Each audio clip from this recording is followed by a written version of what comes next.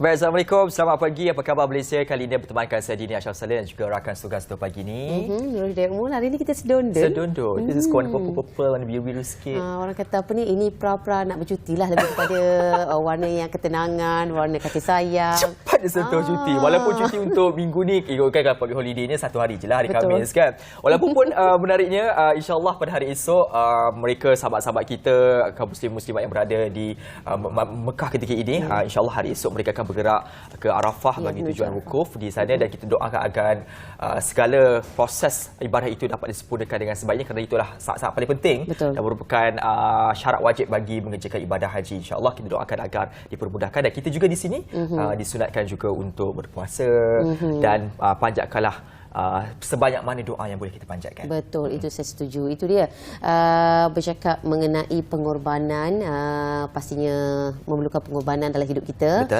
Dan meninggalkan seketika mengenai Aidiladha. Kita nak berkongsi juga mengenai perkembangan berita semasa. Ini antara berita yang begitu menarik sekali, khasnya untuk memperkasakan remaja. Kalau ingat kan Ashraf dulu, saya masih masih remaja. Saya lah kan yang tak berapa nak remaja, tetapi saya masih ingat lagi zaman-zaman saya remaja dulu, saya begitu aktif dengan rakan muda, dengan rakan muda alam sekitar kan.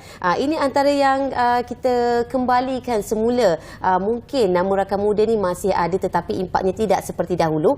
Kini rakan muda menjalani misi penjenamaan semula dalam memperkukuhkan penjenamaan rakan muda ini. Usaha untuk memperkukuhkan jenama rakan muda yang diberi nafas baru dilancarkan pada semalam dengan memperkenalkan dua lagi jenis, iaitu rakan demokrasi dan juga rakan litar. Sesuatu yang menarik sebenarnya. Kalau ramai orang tertanya, apakah itu rakan demokrasi? Rakan demokrasi ini adalah pengenalan rakan demokrasi bersesuaian dengan keputusan kerajaan yang sebelum ini telah pun menurunkan hak mengundi kepada golongan belia berusia 18 tahun. Dalam memastikan golongan belia ini diberi hak mengundi, mereka ada pengisian, pendidikan berterusan dalam segenap aspek demokrasi untuk kerajaan membantu mereka untuk memberi lebih lagi kefahaman. Manakala rakan litar pula pastinya sinonim dengan pemotoran, sukan pemotoran yang diperkenalkan selari dengan gaya hidup golongan muda ketika ini yang memperlihatkan keterlibatan dan juga populariti sukan pemotoran yang semakin meningkat. Ini antara usaha kerajaan yang saya kirakan sebagai satu usaha yang tepat dan begitu memenuhi citarasa anak muda ketika ini yang begitu teruja inginkan sesuatu pembaharuan dan juga kemajuan dalam setiap langkah kehidupan mereka. Betul, dan itu juga dapat dilihat bagaimana usaha dan komitmen daripada kerajaan kita, khususnya Perdana Menteri, apabila melakukan libat urus ataupun buat tour di setiap kawasan negeri, bertemu dengan anak-anak muda, mendengar pandangan dan juga suara mereka. Dan semalam juga komitmen dinyatakan oleh Perdana Menteri mahu supaya anak-anak muda ini diberikan ruang memberikan pandangan dan pendapat, dan suara mereka itu akan diangkat di peringkat kabinet untuk mendengarkan apakah yang mereka perlukan dan menjadikan sebagai satu konklusi bagi mendapatkan hasil lebih baik, dan itu akan menjadikan negara Malaysia lebih maju ke hadapan. Betul, yang menariknya kan Ashraf, dijangkakan lebih sejuta penyertaan anak muda dalam rakan muda kali ini. Satu aktiviti menarik sebenarnya. Betul, saya memang seronok. Saya pernah terlibat juga dengan aktiviti rakan muda ni. Semuanya heboh-heboh lah orang cakap kan, dengan 10 jenis rakan muda yang ditawarkan, dan merupakan salah satu inisiatif yang mungkin kita dapat lihat berusia daripada umur 15 hingga ke umur 30 tahun ataupun 35 tahun. Dan ini adalah satu usaha saya kira mereka dapat pergi setiap lapisan yang ada itu, dan ini dapat membantu juga kepada kesinambungan generasi negara. Sangat setuju. Dan selanjutnya, ini juga berita menarik buat kita.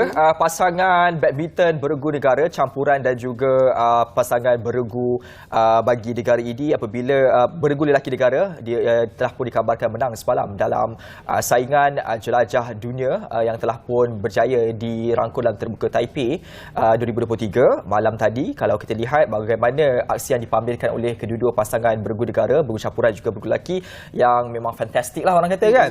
Semalam merupakan kemenangan bagi mereka, iaitu Chen Tangji dan juga Toh Iwei yang berjaya merangkul kejuaraan dalam saingan tersebut apabila melewaskan beregu campuran dari tuan rumah, iaitu Taipei, dan pasangan negara ini merupakan pasangan di ranking ke-19 dunia. Dan kalau kita lihat Asis semalam menang straight set, dan dengan mudahlah saya bercakap kerana melihat kepada kesalahan-kesalahan teknikal yang banyak dilakukan oleh pasangan daripada Taipei. Selain daripada juga pasangan beregu lelaki negara juga menang walaupun terpaksa melumpas pula sehingga ke set rubber game, tetapi kita berjaya menang walaupun di set awal itu tewas, set kedua kita menang dan set ketiga kita berjaya untuk menang dan akhirnya membawa gelaran juara bagi saingan terbuka Taipei 2023. Dan kita harapkan agar mereka ini akan teruskan kesinambungan kejayaan ini kerana kita percaya mereka ini sudah berusaha sebaik mungkin. Tetapi satu lagi lah saya nak mohon juga kepada peminat-peminat di Malaysia ini, bila menang kita sama-sama raikan, bila tewas jangan kita kecam. Betul. Kita juga kena bersama-sama dengan mereka kerana biasalah adat menandakan itu perkara biasa, tetapi lihat bagaimana usaha mereka pamerkan sebab mereka ni jadual padat. Selepas daripada terbuka di Taipei ini, mereka akan bergerak ke Canada, terbuka ke di Amerika pula, dan banyak lagi saingan terbuka akan mereka lalui, dan kita doakan agar kejayaan mereka menemui hasilnya. Itu dia antara laporan sukan yang dapat kita kongsikan. Dan selepas ini pastinya kita nak meninjau pula mengenai keadaan cuaca semasa, dan selepas itu kita langsung ke bilik berita bersama dengan rakan penyampai Herlina Pahlavi. Dipersilakan.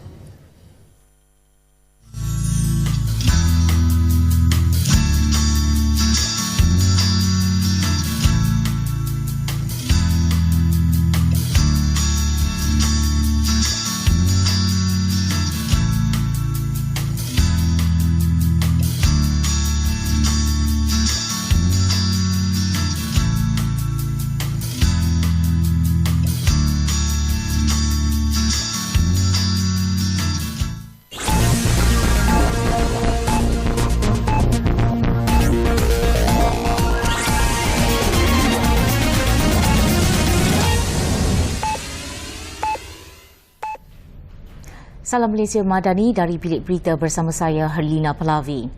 Bekalan daging mencukupi untuk keperluan sambutan Aidiladha. Jaminan itu diberikan Kementerian Pertanian dan Keterjaminan Makanan.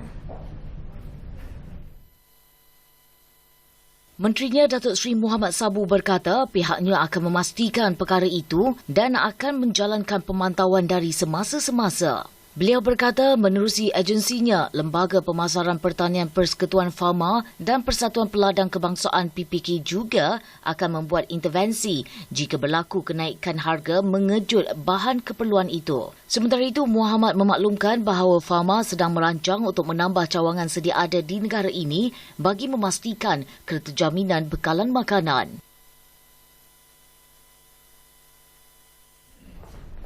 Seorang lagi anggota Tentera Udara Diraja Malaysia TUDM meninggal dunia selepas dikatakan terkena bom lempar yang meletup ketika sesi latihan di Kem Said Sirajuddin, Gemas di Negeri Sembilan semalam. Menerusi perkongsian di laman Facebook Menteri Pertahanan, Datuk Seri Muhammad Hassan, beliau mengucapkan takziah kepada kedua-dua keluarga yang terbabit dalam kejadian berkenaan. Kedua-dua anggota TUDM yang maut adalah Allahyarham Korporal Udara Muhammad Syuib Bidin dan Lieutenant Udara 1 Muhammad Iqmal Mazdi. Semalam, media melaporkan seorang anggota TUDM maut selepas bom lempar meletup ketika sesi latihan di Kem Said Sirajuddin. Difahamkan dua jurulatih lagi parah dalam kejadian jam 12 tengah hari itu ketika mereka menjalani latihan menembak senjata dan bom lempar di tapak latihan kem terbabit. Ketua Polis Daerah Tampin, Superintenden Anwar Abdul Wahab dilaporkan berkata, siasatan lanjut masih diteruskan dengan bantuan daripada pasukan forensik IPK Negeri Sembilan yang turut berada di tempat kejadian bagi membantu siasatan dan mengenal pasti punca sebenar kejadian. Seorang terbunuh manakala 9 lagi pengunjung cedera termasuk kanak-kanak dalam kemalangan roller coaster di Taman Hiburan Gröna Lund di Sweden. Kemalangan berpunca daripada roller coaster Jetline di taman itu yang tergelincir dari landasannya sehingga menyebabkan orang ramai terhumban ke tanah. Pihak polis kini sedang menjalankan siasatan lanjut berkaitan tragedi berkenaan. Menurut polis, terdapat kanak-kanak dan orang dewasa dalam kalangan mereka yang cedera tetapi enggan mengulas mengenai tahap kecederaan mereka. Beberapa saksi kejadian terdengar bunyi kuat dan menyedari ia berpunca daripada gegaran struktur landasan semasa kemalangan itu. Menurut laman sesawang taman hiburan itu, roller coaster Jetline yang diperbuat daripada keluli itu boleh mencapai kelajuan sehingga 90 km sejam dengan ketinggian 30 meter serta sudah membawa lebih daripada 1 juta pelawat setiap tahun.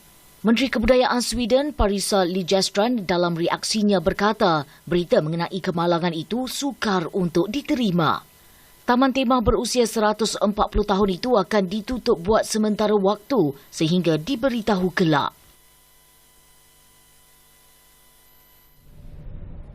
Sekian dari bilik berita waktu ini, Malaysia Madani, tekad perpaduan.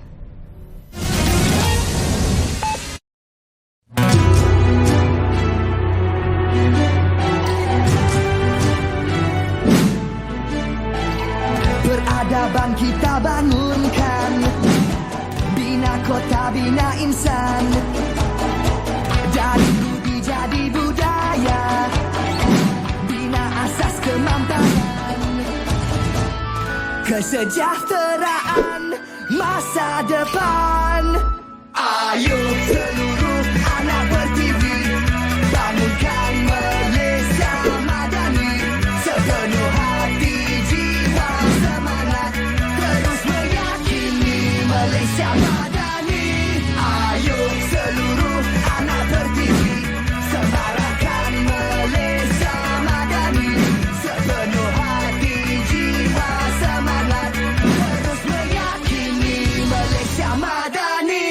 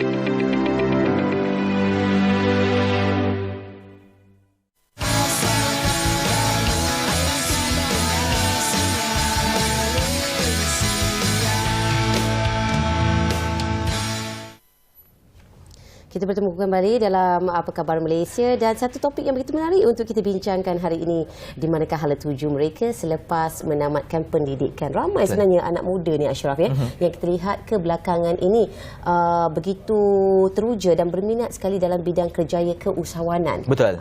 Tidak kira dalam apa jua jenis perniagaan yang dijalankan. Saya rasa mungkin antara satu faktor juga melihat bagaimana maklumat-maklumat dapat pada media sosial, kehidupan-kehidupan yang mereka melihat dari media sosial kan, oh dia ni meniaga, patutlah mewah dan sebagainya. Mungkin juga menjadi faktor pendorong kepada mereka berminat untuk mencuburi bidang perniagaan. Tetapi kita nak pastikan mereka bila masuk dalam perniagaan itu, mereka di landasan yang betul dan tepat. Kerana sepak terjang dalam dunia perniagaan ini bukanlah satu perkara yang mudah. Dan kita perlu memilih satu perniagaan benar-benar boleh memajanya pendapatan dan juga mampu untuk membantu kita bagi tempoh masa yang lebih panjang. Yang paling penting, kita tak nak perniagaan itu berlaku dalam tempoh yang singkat saja. Itulah pentingnya adanya ilmu di situ. Dan untuk membincangkan mengenai keusahawanan sebagai cabang kerjaya, satu topik yang begitu menarik sekali dan saya yakin bagi anda yang menonton ketika ini mungkin tertanya-tanya apakah saya nak buat. Inilah antara kerjaya pilihan anda yang bakal selepas ini, kita tak tahu. Dan bersama kita di studio adalah Profesor Teknologis Dr. Salmiah Kasulang atau Kasulung, merupakan penolong Naib Chancellor Keusahawanan Akademi Pembangunan PKS dan Keusahawanan Malaysia, Masmed UiTM. Assalamualaikum Prof, apa khabar? Waalaikumsalam. Khabar Cantik baik hari ini. Terima kasih. Ini Aidil-Adha lah ni ya. Kita Yelah. nampak segondon hari ni. Dah ambil dulu mood tu. Dah mula ambil mood sebenarnya. Baik, ini satu tajuk yang menarik dan saya percaya bercakap soal usahawan sebagai cabang kerjaya. Semua orang tahulah usahawan ni boleh betul. menjadi sebagai kerjaya kita.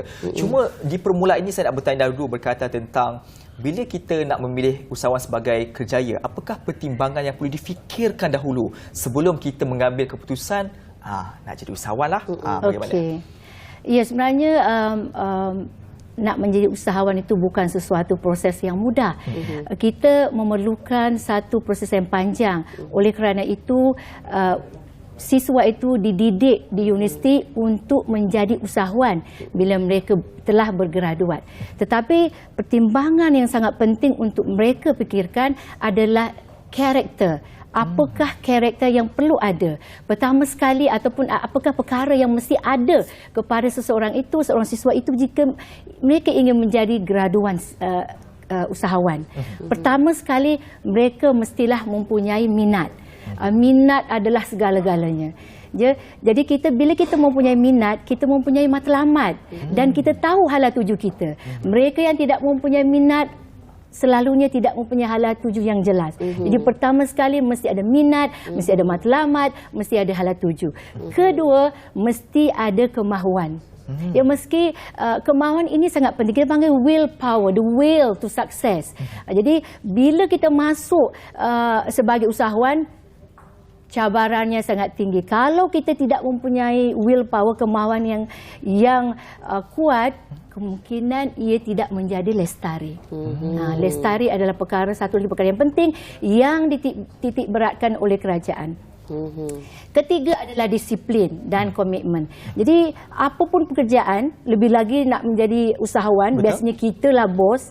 Kita lah bos, kalau mula-mula kita lah bos dan kita buat banyak pekerjaan, fungsi-fungsi kan sebelum kita menjadi besar. Jadi untuk itu, kalau kita tidak committed dan berdisiplin, kebarangkalian untuk tidak berjaya itu besar. Kerana kita adalah bos. Kalau kita tak kuat, tak ada orang yang tonyoh kita untuk bergerak ke hadapan. Dan begitu juga pentingnya integriti, pentingnya kreatif dan inovatif. Jadi kerajaan sekarang bukan sahaja kita nak menjadi usahawan yang biasa-biasa. Kita nak jadi usahawan yang berfikir. It is just like a think tank. You must have a good ideas. Jadi inovasi itu menjadi penting kerana inovasilah menjadikan kita kompetitif. Nak berjaya mesti kompetitif, bukan kita seorang dalam bidang tu, ramai kan. Jadi dan satu lagi, ada banyak tapi satu lagi ingin saya tambah adalah berani menggunakan teknologi. Misalnya sekarang kita menggunakan e-dagang. Digital world. Kalau kita jenis orang yang tak mahu menggunakan teknologi, maka kita akan tertinggal ke belakang. Kita banyak platform perniagaan, misalnya Shopee, Lazada, kita kena belajar. Kita kena guna semuanya itu supaya kita lebih maju ke hadapan. Itulah dia. Itu dia. Penjelasan yang begitu mendalam sekali. Terus baru minat. Soalan pertama, jawapan pertama rasa saya pun nak jadi usahawan dah ni. Bagus. Menaikkan semangat kita sebenarnya.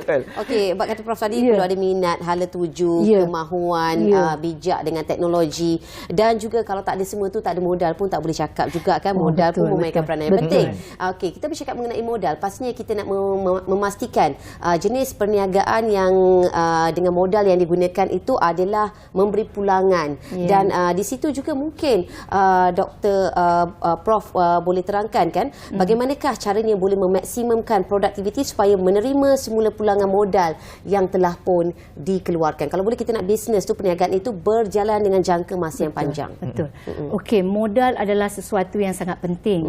Tetapi nanti saya terangkan juga ada setengah bisnes yang tidak memerlukan modal yang banyak. Tetapi bagaimana kita nak tahu apakah modal awal kita, capital expenditure. Jadi untuk mengetahuinya kita kena ada dua cost. The cost, cost in English. Satu kita panggil cost of goods sold. Yang ini berkaitan dengan cost bahan mentah. Kita nak buat produk ni kena ada bahan mentah dan juga penghantaran. Satu lagi kos yang sangat penting adalah dia panggil operating expenditure, OPEX. Ini juga sangat penting kerana dia berkaitan dengan kos operasi pentadbiran bulanan dan juga kos marketing, promosi dan sebagainya. Ini ada dua kos yang sangat penting yang mereka kena kira. Jadi daripada situ kita boleh tahu berapa banyak kos yang kita perlukan. Dan kalau di universiti misalnya di UiTM kami ada satu tabung yang disebut tabung keusahawanan siswa dan pelajar diberi pinjaman maksimum 3,000 tanpa faedah. Itu dia. Pinjam 3,000 pulang balik 3,000. Ya macam tu. Dan satu lagi juga melalui KUSKOP. Tahu tak KUSKOP itu apa? Itu adalah Kementerian Keusahawanan dan Koperasi. Kita ada Kementerian Keusahawanan, melihat keusahawanan. Jadi KUSKOP ada satu agensi yang dipanggil Tekun. Tekun biasanya memberi maksimum 5,000. Maksimum 5,000. Jadi range of modal yang boleh dipakai oleh pelajar adalah 3,000 hingga ke 5,000 lah. Ya, itu dia punya range dan kita tak boleh bagi banyak-banyak kerana mereka tu masih permulaan. Mereka masih dalam pembikinan kompetensi mereka. Untuk menjadi kompeten dia kena ada pertama ilmu.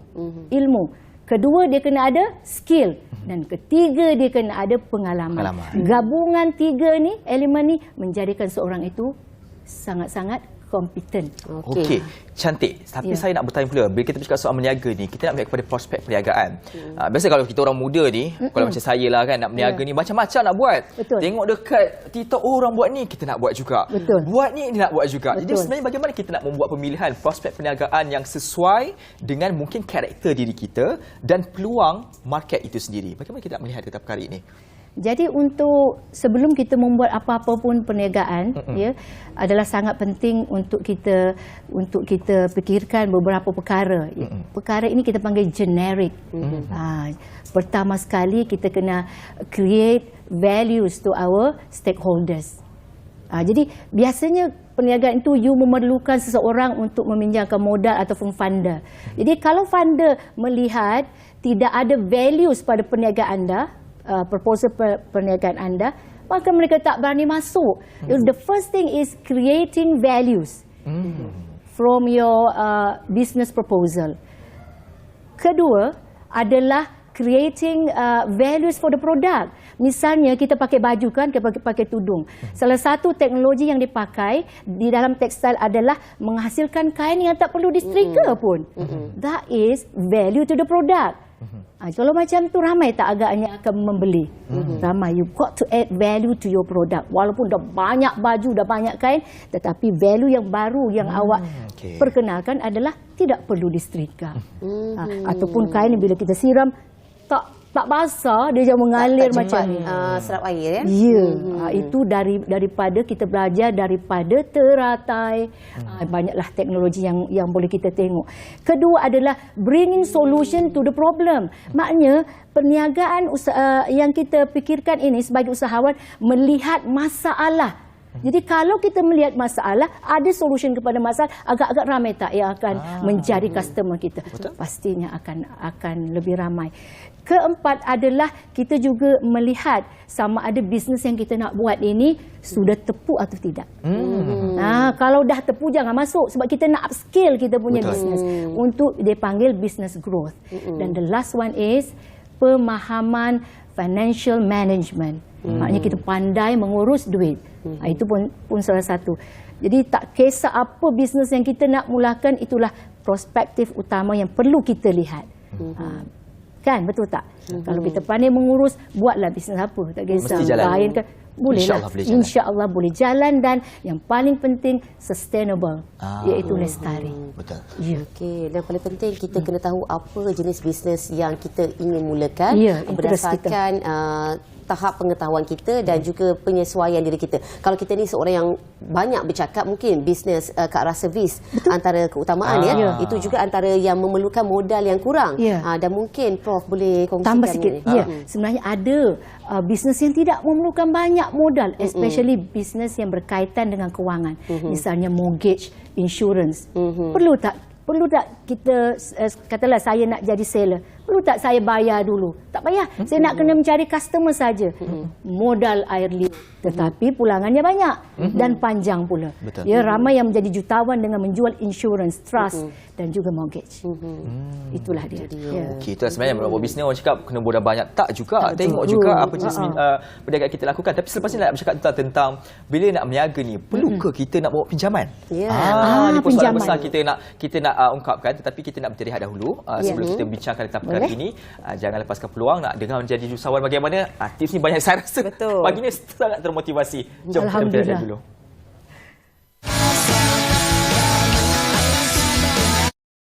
Kita buat satu app ni. Semua bisnes kat dalam kampung ni, kita letak dalam satu app. Baru kita boleh buat orang bandar ni berhubung dengan orang kampung. Jaringan berkomunikasi tanpa sepadan. Nak join? Saya dengan Mak boleh tolong.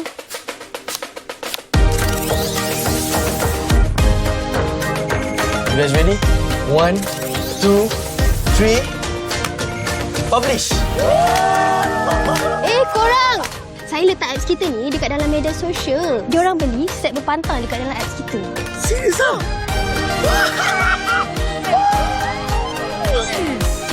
Azimah! Cepat! Kau ambulans! Kakak ni nak salin pula!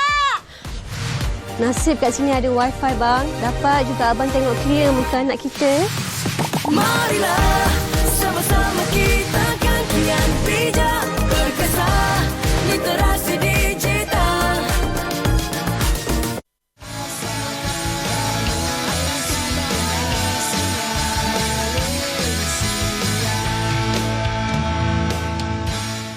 Okey, tadi kita sebelum berteriak, saya tinggalkan persoalan besar lah. Sebab bila orang cakap nak berniaga ni, you kena modal besar, tak ada duit. Jadi you kata nak buat pinjaman.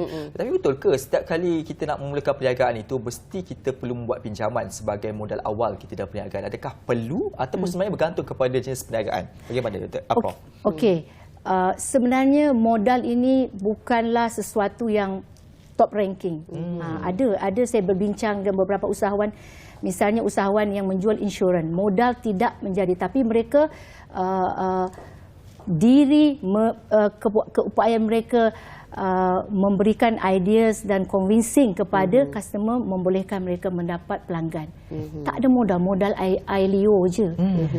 Tetapi dalam konteks tertentu kita memerlukan modal, especially kalau kita nak berniaga barang. Betul. Dan kita juga nak membeli barang bahan mentah tu yang kita sebut tadi cost of goods tu kan. Kita perlukan modal. Tetapi kita kena ingat keupayaan kita, maknanya keupayaan untuk kita membayar. Kita tak boleh dengan sewenang-wenangnya membuat modal tu modal yang besar sebab kita takut kita berhutang. Jadi kita tengok kapasiti kita dan kita juga boleh meminta nasihat daripada pakar-pakar di luar sana apakah modal permulaan yang bagus. Itu. Jadi belajar daripada pakar-pakar itu sangat penting. Kalau kita di universiti memang modalnya kecil dan kita juga meminta kita panggil alumni kita. Ya, pelajar-pelajar kita ni sebenarnya dimentorkan oleh alumni kita yang berniaga. Itulah yang berlaku di UiTM. Jadi keperluan untuk usahawan siswa itu mengalami kegagalan adalah lebih rendah sikit. You don't have to do this trial and error so much because there's someone who has gone to has experienced that. Itulah contohnya. Ya. Dan juga kalau kita lihat di UiTM dan juga di negara kita banyak sumber-sumber yang boleh sumber-sumber pendanaan yang boleh kita meminjamlah dengan tetapi pinjamannya itu limited. Ya. Juga bankers juga banyak. Saya tengok bank seperti bank rakyat, SME bank juga membantu kerana mereka itu terletak di bawah KUSKOP. Mereka membantu mereka di dalam yang kita panggil siswa dan juga graduan. Yang paling penting bukannya kita bermula sebagai graduan usahawan. Yang paling penting kita bermula di universiti sebagai graduan siswa seawal semester 1. Itu yang sangat penting. Ingat dulu kita berniaga dulu kat universiti dulu sekejap. Walaupun kecil-kecil, tak terasa jugalah perniagaan tu kan. Memang ada bakat perniagaan ni. Bakat suara sekarang boleh lah. Jual suara, jual radio. Okey, Prof, kita bercakap mengenai perniagaan ya. Pastinya ramai teruja nak berniaga selepas ini. Tetapi kalau kita lihat, banyak sekali dalam pasaran ketika ini orang berniaga perkara yang sama. Umpama perniagaan ketika ini dengan keadaan ekonomi yang agak menekan ketika ini, dilihat sesetengah perniagaan ini umpama berniaga di lautan yang merah. Ya, betul. Pelbagai cabaran yang perlu ditempuhi. Dan mungkin ada perniagaan, jenis perniagaan yang diterokai, yang perlu diperbaharui ataupun yang mungkin perlu diselam untuk didalami. Dan mungkin Prof boleh kongsikan jenis perniagaan yang mungkin berpotensi tetapi tak ramai sebenarnya orang nampak. Okey, sebenarnya kalau kita lihat universiti sebagai konteks, sebab saya daripada universiti, sebenarnya ada satu perniagaan yang sangat rising sekarang ni, iaitu perniagaan daripada produk research kita. Government memberikan peruntukan berjuta-juta untuk kita melakukan research. Jadi kalau dia setakat fundamental, dia tidak akan pergi kepada commercialization. Jadi itulah yang perlu kita push kepada commercialization, supaya ia tidak hanya tinggal di shelf, di para-para kan, di dalam artikel. Kita nak dia keluar. Dan government memang ada membuka ruang melalui kita panggil PRGS, research grant. Itu, dan juga saya rasa mesti memberikan grant ya, bukannya loan tau, grant beratus ribu untuk kita push produk itu kepada commercialization. Kita pergi prototype dulu dengan kerjasama industri. Kenapa dia boleh berjaya? Kerana adanya sinergi bersama industri. Itu yang cantiknya tu. Kita semua tahu ni. Lebih meyakinkan. Sebab kerana mereka melakukan research, analisis secara lebih mendalam dan juga potensi yang akan dibawa ke hadapan. Baik, saya penting juga ni salah satu perkara yang saya kira menarik. Lepas ni dialami. Nak berniaga kita ya? Lepas kita nak berniaga. Tapi ini satu perkara yang dialami. Ialah kita ini bila nampak duit banyak tu, kita kadang-kadang tu jadi mata putih, kelabu mata kan. Sebagai seorang peniaga, penting untuk melakukan pengurusan kewangan baik, dan didapati juga salah satu faktor utama usahawan gagal sebabkan pengurusan kewangan yang tidak betul dan tidak baik. Bagaimana kita mahu mendisiplinkan diri kita untuk melakukan pengurusan kewangan yang baik, bagi memastikan ini adalah kegunaan perniagaan, ini kegunaan diri sendiri. Bagaimana? Berbalik kepada attributes yang saya nyatakan di awal tu, disiplin. Disiplin, tetapi disiplin saja tak cukup, you kena ada ilmu. Jadi ada ilmu ni, saya kata you mesti kompeten dari segi pengurusan wang. Kompeten tu elemennya ada tiga, betul tak? Yang pertama apa tadi? Ilmu. Selepas tu skill. Dan tiga, pengalaman. Pengalaman ni bukan boleh terjadi sehari atau 2 hari. Jadi dalam tempoh 4 tahun mereka melakukan degree di universiti, mereka telah menggarap diri mereka untuk mendapat pengalaman dan supaya mereka menjadi kompeten. Dan satu lagi ingin saya nyatakan, kita kena tahu bila kita kena buat exit strategi. Ini penting ni. Itu kena tahu. Nak saya nyatakan sekarang? Boleh teruskan. Jadi untuk itu, bagaimana kita nak tahu bila kita perlu melakukan exit strategi? Kita ada satu yang kita panggil titik pulang modal. Maknanya jika seandainya dia jualan kita tu di bawah daripada titik pulangan, maknanya kita tidak untung. Tidak untung, malah rugi. Ya, kalau ngam-ngam tak untung, tak rugi. Tapi kalau atas daripada itu, kita untung. Jadi itu kita kena fahami. Seandainya kita rugi, mungkin kita boleh bertahan 1-2 bulan. Tapi kalau 5 tahun, buat apa nak usaha kalau tak menguntungkan. Jadi strateginya, katalah saya menjual cupcake. Ya, saya tahu bilangan break even untuk jual cupcake satu hari adalah 50. Jadi saya sebagai pengusaha bertarget, ada goal saya kata saya mesti jual 200 cupcake, bukan 50. 200 target satu hari. Dan kita fahamkan pekerja-pekerja kita bahawa kita kena menjual sebanyak 200. Jadi jauhlah kita daripada the break even point. Itu strategi. Sebagai terakhir ni, bagaimana persoalan paling penting saya kira adalah tentang bagaimana kita nak menghadapi sepak terajang dalam dunia perniagaan dan bagaimana kita perlu kuat untuk menghadapi sepak terjang ini, kerana difahamkan dunia perniagaan ini bukan satu perkara yang mudah. Ini adalah perkara penting untuk diberikan kepada mereka yang nak mencuburi bidang usahawan ini sebagai peluang kerjaya mereka. Untuk sepak terjang itu, saya rasa kena banyak membaca dan juga belajar daripada orang yang telah melaluinya. Itu jawapan pendek saya. Ya. Jadi kita di UiTM ni, pelajar-pelajar ni, bila dia bergraduat, dia akan dapat dua. Satu, dia akan dapat sijil akademik, satu dia akan dapat sijil keusahawanan. Oleh itu, jangan lepaskan peluang, wahai para pelajar. Ya, rebut. Sebab ini tidak wajib, ya, untuk berniaga tidak wajib, tapi inilah peluang yang akan membantu negara mencapai wawasan nak menjadi Malaysia negara usahawan unggul menjelang 2030. Kitalah di universiti, insya-Allah. InsyaAllah. Lepas ni boleh kita jom. Ya. Nak berniaga apa? You nak berniaga apa? Prof, Kita boleh berkolaborasi berniaga lepas ni. Bisa diatur. Ya, betul. Itu dia penjelasan yang cukup mampan sekali daripada Profesor Teknologis Dr. Salmiah Kasulang, ya, atas topik keusahawanan sebagai cabang kerjaya. Nampak di sini, ya, para adik-adik di luar sana yang baru selesai menjalani SPM, yang telah mendapat keputusan SPM, jangan sampai di situ saja, teruskan usaha anda untuk mencapai cita-cita berjaya dalam bidang perniagaan. Perlu ada ilmu, teruskan lanjut pelajaran, itu yang paling penting. Betul. Dan kita kali cakap juga mengenai usahawan ni, jiwa usahawan Jamal Abdillah ni dibawakan oleh rakan tugas kita dari wartawan bernama Perak. Jom kita saksikan apakah laporan tersebut.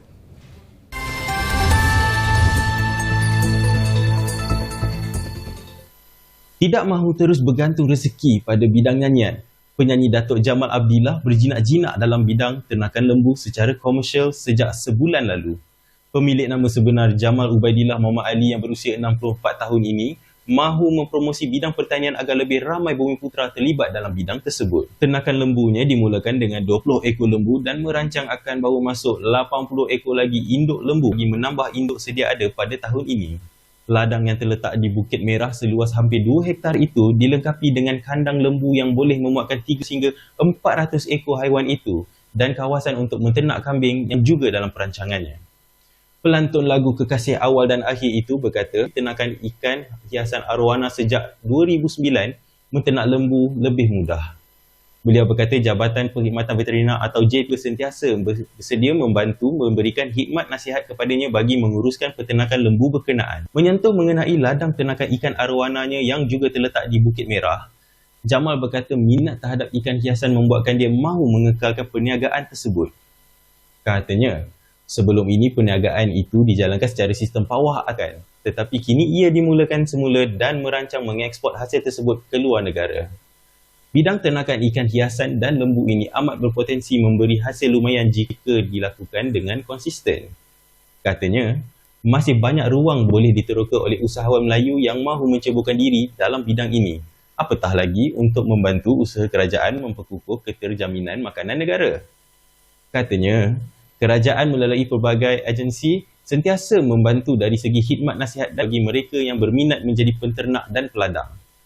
Sebelum ini, ladang ternakan Jamal mendapat perhatian JPV dan Ketua Setiausaha Kementerian Pertanian dan Keterjaminan Makanan, Datuk Lokman Hakim Ali meluangkan masa melawat ladang berkenaan. Inisiatif tersebut dipuji kerana penyanyi itu mengambil langkah bijak menyahut seruan kerajaan memastikan keterjaminan makanan negara. Saya Haris Niza melaporkan untuk Bernama, kembali kepada rakan di studio.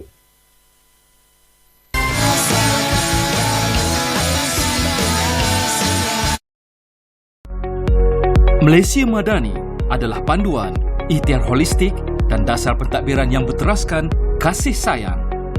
Ia bertunjangkan sikap saling menghormati, meraihkan kepelbagaian dan pendapat.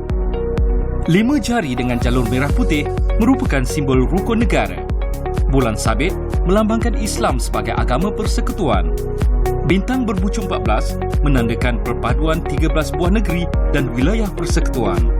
Bulatan biru menzahirkan kebulatan muafakat dan perpaduan rakyat. Warna biru bermaksud kesatuan nasional, keterangkuman dan persaudaraan. Kuning, nilai tradisi, kebudayaan dan kearifan tempatan. Merah, keberanian, jati diri dan keazaman. Putih, keluhuran budi, kesucian hati dan hasrat murni.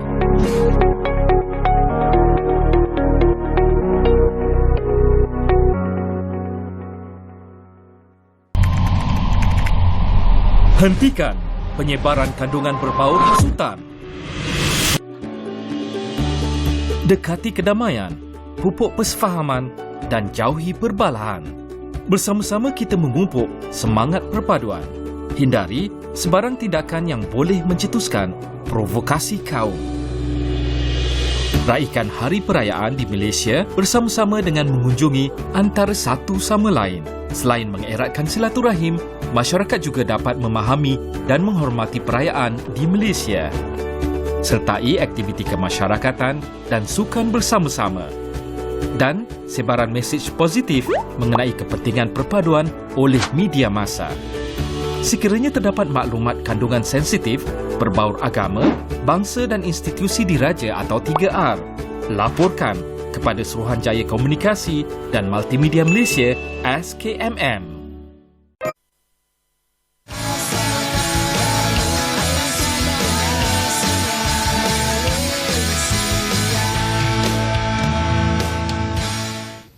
Kita tadi tengah borak-borak dengan ni tadi dengan Nurul bercakap tentang adik-beradik tadi kan, memori-memori bersama adik-beradik bila kita dah semakin dewasa ni, dah ada keluarga sendiri ni. Dia tak macam dululah kan. Kita dulu tu sentiasa bersama, sekarang ni masing-masing mempunyai keluarga. Jadi banyaklah memori-memori throwback tadi kan, cerita sekejap. Dulu kalau kecil-kecil kan, kalau gaduh dengan adik-beradik sekejap je kan. Orang kata beberapa minit berbaik balik. Perasan ni makin dewasa seseorang itu dan mungkin hubungan kekeluargaan antara adik-beradik itu ada juga di kalangan kita yang menjadi semakin renggang. Di manakah silapnya, dan itu topik yang kita nak bawakan pada hari ini. Air dicincang takkan putus. Demikian perumpamaan yang dapat kita gambarkan untuk dalam sesuatu perhubungan adik-beradik ini. Dan untuk memperkata mengenai topik ini, kita membawa Profesor Madya Dr. Angzasari Muhammad Kasim dan juga Dr. Amir Aris untuk memperkatakan topik ini, topik yang begitu menarik sekali sebenarnya. Dan kalau kita nak kata hubungan adik-beradik ini sememangnya akan berkekalan, akan berterusan sampailah sehingga ke akhir hayat. Itu secara asasnya lah. Cuma biasalah dalam kehidupan ni macam-macam liku-liku kan. Kita nak faham dulu tentang terma kehidupan adik-beradik ini. Kalau kita kecil-kecil dulu kita faham sebab mudah, kita tak ada komitmen lain. Tapi bila kita sudah menjadi dewasa, sudah mempunyai keluarga, bagaimana sebenarnya kita nak menjadikan supaya asasnya permulaan ni hubungan adik-beradik itu sentiasa sama rasanya seperti kita kecil-kecil dulu. Kita nak buka dengan Dr. Amir dulu, bagaimana? Tanya saya dulu. Bagi lelaki dulu, biasa ladies first. Saya terus terjah lelaki dulu. Okey, terima kasih. Assalamualaikum warahmatullahi wabarakatuh. Tuan Ashraf, Puan Nurul. Soalan yang sangat menarik, kita bercakap tentang adik-beradik. Tadi saya macam dengar macam mana nak kembalikan.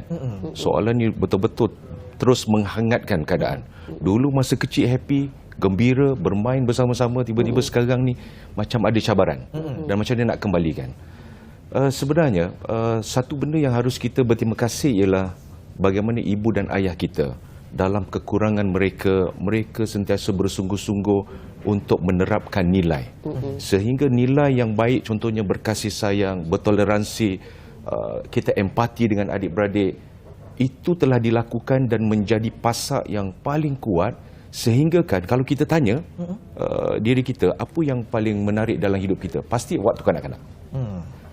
Dalam satu sudut ilmu kita sebutkan ibu dan ayah kita telah mencipta peristiwa-peristiwa yang istimewa sehingga anak-anak dia, kita ini teringat dan tak akan lupa. Dan balik kepada tanggungjawab kita sebagai ibu dan ayah, kalau kita silap membentuk memori-memori yang negatif, mereka juga, kita ni sebagai anak akan ingat sampai sekarang. Betul. Dan ya, kita tak boleh salahkan ibu dan ayah. Mereka telah buat yang terbaik. Dan saya yakin untuk kembalikan kemanisan ataupun kebahagiaan sebagai anak-anak dan kehidupan beradik-beradik ni, kita kena sentiasa berlapang dada untuk mengubah diri kita, untuk mencipta lagi memori yang indah, sehingga kan kita jangan salahkan orang lain, kita mulakan dalam diri kita sendiri. Kita je pemula itu. Yes. Okey. Tanggungjawab itu kita kena mulakan. Jangan mengharapkan kepada adik-beradik, mulakan dulu kalau boleh. Okey, itu antara tips yang pertama. Ini bercakap soal ni juga kan. Saya teringat jugalah bagaimana saya pernah ada satu post yang dilakukan di TikTok berkaitan tentang hubungan keluarga. Maka banyak orang cerita ni kan, hubungan keluarga. Salah satu adalah menyebabkan kenapa mereka tidak boleh ingat adalah tentang krisis pilih kasih. Yang telah bermula daripada kecil sampailah ke dewasa, sampai berkeluarga. pilih kasih tu sampai melihat kepada menantu pula. Menjadi faktor juga kepada keluarga dia. Akhirnya daripada perasaan pilih kasih yang dilakukan oleh seorang ibu atau bapa kepada anak-anaknya, maka terbawa-bawalah sampai kepada hubungan adik-beradik. Untuk kita menyentuh perkara ini, bagaimana pandangan daripada doktor pula, Dr. Anzaz dalam konteks CD? Pilih kasih benar ataupun tidak wujud dalam keluarga, ataupun ia hanyalah dari sisi pandang sebagai seorang anak saja? Menarik observation itu dan menarik juga soalan itu. Terima kasih. Benar sekali bila di-highlight tadi, pilih kasih kan, pilih kasih atau kita kata banding-bandingkan, tak boleh tidak perkara itu seakannya berlaku. Dan masa kita jadi anak-anak, kita mungkin ada tendensi kata, mak sayang lebih kakak atau ayah sayang lebih adik sebab adik bongsu. Dan bila kita dah ada keluarga kita sendiri, kita ada anak-anak kita sendiri, kita mula nampak perspektif yang baru.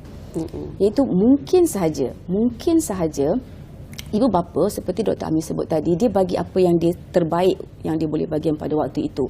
Ia berkenaan dengan perception sebenarnya, perspektif. Kalau boleh kita katakan, tak ada ibu bapa yang nak anak dia rasa teruk, kan? Secara kita kata sedar. Namun mungkin apabila ibu bapa ini dengan kata, cuba tengok abang tu, cubalah buat elok sikit, belajar macam abang tu. Pada ibu bapa, dia nak menjadikan abang itu sebagai model, jadi anak-anak mudah ikut saja cara dia belajar macam mana. Tapi daripada perspektif anak pula, dia rasa macam, saya tak cukup bagus, abang sangat bagus, dan saya tak boleh nak jadi macam abang pun sebab abang orang yang berbeza. Jadi macam mana nak menyantuni rasa dan kita kata perasaan ini, kan? Again sebenarnya Ashraf, dia berkenaan dengan feedback yang masuk. Contoh kan, kita dapat trigger, kita nampak apa yang mak ayah kita buat, bagi hadiah mungkin, kita dengar apa yang mereka kata kepada adik-beradik yang lain, dan kita mula memberi makna. Sebenarnya proses memberi makna itulah yang mengatakan dia sayang, lebih pilih kasih, atau dia care. Contoh bila dia nampak and then mula masuk dalam minda dia dan mula dia buat proses berfikir. Dan bila dia berfikir, dia bagi makna, ini adalah mak sayang adik lebih. Dan rasa makna itu menyebabkan rasa dah tak best. Rasa macam ada comparison di situ. Dan keluarlah kelakuan. Kita semua tahu kelakuan kita hasil daripada apa yang kita rasa. Kan? Sebab tu ada orang tahu sebenarnya nak kurus ni kena jaga makan, kena lari. Tapi sebab rasa, ya Allah, nak kena lari keliling penat, sakit je. Maka kita tak lari, kan? Kita masih duduk lagi. Jadi benar, apa yang kita buat adalah hasil daripada apa yang kita rasa. Dan apa yang kita rasa terbit daripada apa yang kita fikirkan. Apa yang kita fikirkan adalah makna yang kita beri. Maka dalam menyantuni ini, sentiasa pilih makna yang lebih baik. Makna yang lebih baik. Makna yang lebih baik. Maknanya kita bersangka baik. Bersangka baik. Okey, saya tertarik dengan kata-kata itu. Dan mungkin Dr. Amir pula boleh kita kupaskan lagi sekiranya kalau kita zaman kanak-kanak dulu, mungkin anak-anak ni boleh meluahkan perasaan dengan cara rebel, bergaduh, lepas tu berbaik. Tetapi apabila meningkat ni usia tu, mungkin komunikasi menjadi satu halangan ataupun permasalahan. Mungkin dengan cara tak nak bercakap lah, nanti terasa akan memburukkan lagi keadaan, ataupun ini membuatkan pendam, akhirnya meletup, dan akhirnya dengan cara yang terbaik, tak apalah, kita adik-beradik membawa haluan masing-masing. Dan ini akan memburukkan lagi keadaan. Dan sebagai seorang yang bijak dalam menjaga hubungan adik-beradik itu sendiri, daripada ianya terus berantakan, apakah cara yang terbaik untuk menangani permasalahan ini? Puan Nurul, statement ini mengingatkan saya tentang satu peristiwa yang berlaku dalam diri saya. Satu hari, anak sulung saya duk tanya saya, ayah, kenapa ayah duk layan adik manja sangat kat adik? Kenapa tak dengan abang? Kenapa dengan abang nampak tegas? Di sinilah bezanya zaman generasi X ataupun baby boomers dulu. Orang tua akan cakap dan anak-anak akan ikut tanpa banyak persoalan. Tapi ketika ini, zaman moden, generasi Y, Alpha, Z, dia memerlukan penjelasan. Betul. Jadi dalam konteks kisah saya tu, dan saya kata kepada Adam, anak saya kata, Adam, 70% ayah manjakan adik sebab adik perempuan. Adam lelaki. Di sini ayah nak tunjukkan bahawa ini penjelasan kepada generasi yang muda. Saya katakan, ayah nak tunjukkan kepada adik, nanti ketika adik mencari lelaki, pasangan hidup, carilah lelaki yang menjaga dan memanjakan seperti ini. Dan ayah approach Adam seperti ini sebab ayah nak Adam menjadi leaders yang bagus. Leaders yang bagus. Baru dia angguk dan dia faham. Jadi balik pada persoalan tadi, memang kita kena menjelaskan supaya mereka tahu dan mereka faham kenapa kita buat begitu dan begini. Do and don'ts dan mereka ada justifikasinya. Saya kira ini satu benda yang penting untuk sehinggakan kita tidak perlu menjerit untuk memahamkan mesej yang kita sampaikan, ataupun kita berbisik dia boleh faham, ataupun pandang mata je Tuan Ashraf, saya boleh tahu apa dalam hati. Ini maknanya hubungan emosi dengan penjelasan yang ada. Kadang-kadang penjelasan itu dah tak perlu sebab hubungan emosi dah terlalu rapat. Tapi untuk permohonan harus dijelaskan supaya tidak meletup tadi yang disebutkan tadi. Simpan kan. Betul. Itu adalah satu pihak bila mana keadaan situasi yang mungkin meruncing lah bila kita sudah dewasa. Tapi tidak menafikan sebenarnya ramai saja keluarga yang walaupun sudah besar, dah usia mungkin 40-45 tahun, tetapi akrab tu bukan main lagi. Kan macam kadang-kadang orang cakap macam pasangan kekasih pun ada juga. Melihat kepada keakraban daripada keluarga itu. Ianya bermula sebenarnya daripada didikan. Akhirnya balik kepada bahagian didikan dilakukan. Mungkin boleh bincangkan di sini. Hasil didikan itu amat penting, dan sebagai ibu bapa bagaimana kita nak menyantuni didikan kepada anak-anak supaya kasih sayang itu subur daripada awal lagi dan perlu untuk disubur-suburkan terus sehingga ke dewasa. Bagaimana pandangan dalam konteks ini? Amazing. Sebelum itu izinkan saya terangkan sedikit daripada sudut psikologi. Dalam ilmu psikologi, kita ini melalui 3 fasa. Fasa pertama 0 hingga 6 tahun. Itu adalah fasa di mana kosong. Anak-anak ni tak ada apa-apa yang dia tak boleh berfikir dengan baik lagi. Jadi apa-apa sahaja yang dia dapat, input dia daripada dengar atau kita dilihat, dirasakan, dia masuk terus ke dalam diri dia, minda dia. Ini adalah kita panggil macam sponge yang kering. Dia absorb aja, imprinting kita sebut kan. So fasa yang kedua adalah fasa 7 tahun hingga 12 tahun. Ini adalah fasa modeling. Waktu ini anak-anak tu dah mula ada kemampuan untuk fikir. Tadi tu mak dengan ayah adalah extension hidup dia. Tapi sekarang dah mula ada identiti lain. Saya adalah saya dan mak ayah adalah mak ayah. Kalau perasan, inilah umur anak-anak nak jadi Superman, Batman, pakai cap dan sebagainya kan. Baru ada angguk tu. Ya, betul. Sudah melalui fasa itu. Nak jadi Elsa, perempuan lah katakan kan. Kalau kata perempuan nak jadi princess. Sebab ini memang kita kata secara fitrahnya dia begitu. Dia ada keinginan untuk memodelkan identiti yang dia mahu. Waktu inilah kalau katakanlah kita nak anak-anak kita buat sesuatu, mak ayah lebih kepada tunjukkan. Kena lead by example. Maksudnya kalau nak suruh lepas makan basuh pinggan, katakan nak ajar anak lelaki, jadi ayah pun lepas makan pergi dapur basuh pinggan, jadi anak nampak. So dia tahu okey memang tugas dia untuk lepas makan cuci pinggan, bukan orang lain yang kena cucikan pinggan. Ini contoh. Itu adalah fasa kedua, modeling. Fasa ketiga adalah socializing. Ini umur 13 tahun hingga bawah 21 tahun. Ini dia punya fitrah, keinginan dia untuk berkawan. Kalau perasan, waktu sekolah menengah inilah, mak dengan ayah dia tak nak dengar sangat dah. Dia nak dengar kawan-kawan. Kawan-kawan punya trend apa? Kawan-kawan punya style apa? Kawan lebih tinggi dia punya weightage daripada mak dan ayah kan? Apa yang mak ayah dah cakap. Jadi kalau kita mengambil, kita kata fasa-fasa ini dalam didikan, maksudnya apa? Yang pertama, masa anak tu tengah kecil, masa dia tak boleh fikir, mak ayah ni kena sayang-sayang dia dan masukkan value yang sepatutnya. Kerana value inilah yang nanti akan terbawa sampai dia keluar ke tempat kerja. Bayangkan saja pada umur socializing, kalau dia dapat kawan yang baik, maka dia ada nilai yang baik kan, dia ada kepercayaan yang baik. Tapi kalau dia tak tahu berkawan pada waktu dia tengah socializing, apa akan jadi? Masa itulah dekat tempat kerja kita nampak ada orang yang tak pandai. Kita kata kita kod dia keresumbang. Kita kod dia antisocial. Sedangkan sebenarnya pertumbuhan kepada pembentukan nilai dan kepercayaan berlaku daripada kecil sampai 21 tahun. Kerana itu pentingnya ibu bapa sekarang ni kan, kita kata ilmu di hujung jari. Kita kena belajar. Dulu mungkin tak ada macam kita, tak ada manual nak besarkan anak, kita buat je daripada apa turun-temurun. Namun sekarang cabaran dia lebih. Gunakan teknologi yang kita ada, mula membaca. Maksudnya umur anak yang kecil kita sesuaikan dengan didikan. Waktu awal-awal kita dah tak boleh sebut dah masa dia kecil tu kan, 5 tahun, 6 tahun. tak boleh katakan adik kenapa tak boleh buat macam ni, adik ni kenapa tak pandai colour. Kerana nanti kesannya adalah dia rasa dia tak pandai, tak cukup bagus untuk buat pada waktu itu. Dan kalau anak itu dekat bahagian modelling tadi kita sebut, kita buat, dia nampak dia nak ikut. Dan kepada yang kita kata waktu yang socializing tu dah jadi macam kawan.